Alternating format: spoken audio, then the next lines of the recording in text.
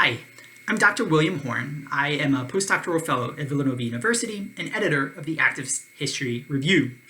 And I'm coming to you today from my daughter's Zoom classroom. And so I hope you enjoy the festive background. But what I'm here to talk about today is quite serious.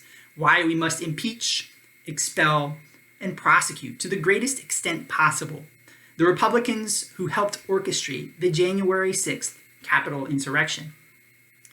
And we must ruthlessly prosecute these devout disciples of white supremacy precisely because white violence has been the defining feature of American democracy. But it doesn't have to be. We can change that.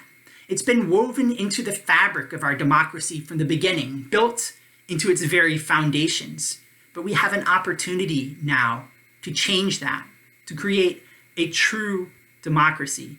And for our collective well-being, it is absolutely imperative that we do so. Before the Civil War, white supremacists attacked prominent abolitionists like Charles Sumner and murdered others like Elijah Lovejoy. They did so to enshrine white supremacy, to make sure that it was never truly threatened in the halls of power. They launched the war to create a white supremacist utopia, killing roughly 750,000 Americans in the process. Their effort failed. After the Civil War, white conservatives like John McHenry in Louisiana and Wade Hampton in South Carolina rejected that failure. They refused to concede defeat. They openly supported murdering their political opponents. After this tactic failed in 1872, McHenry even refused to concede defeat in the election and helped organize a coup that stormed the Capitol and overthrew the state government. And if that sounds eerily familiar, that's because it should. The white paramilitary groups that threaten our democracy today were founded to prevent Black equality after slavery. These groups threatened multiracial democracy then and continue to do so now. And we as a democracy cannot survive as a full, meaningful democracy as long as these groups retain some kind of power. White conservatives, not satisfied with a legal system that disenfranchised Black voters, orchestrated massacres and lynchings to totally disempower Black Americans who survived this horrific violence. From Longview, Texas, to Chicago, Illinois, and Washington, D.C., white conservatives massacred hundreds of Black Americans, many of whom had just served their country in World War I, fearful that they might demand equal rights at home after fighting for them abroad. In Elaine, Texas, they killed Black workers because they were poor. In Tulsa, they murdered them for being rich. White conservatives retained power through white vigilante and state violence, through the civil rights movement and beyond, bombing churches and shooting activists from Birmingham and Baton Rouge to Orangeburg and Greensboro. White supremacists killed Black visionaries like Medgar Evers and Martin Luther King, as well as children like Emmett Till and Trayvon Martin.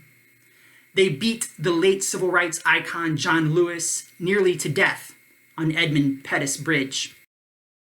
White vigilantes and cops worked together to coordinate many of these attacks, riots, massacres, and lynchings, too many to mention in detail here. And when the risks became too great, white vigilantes turned to mass shootings like El Paso and Mother Emanuel, and increasingly asked police to do the work of enforcing white America's commitment to racial hierarchy alone.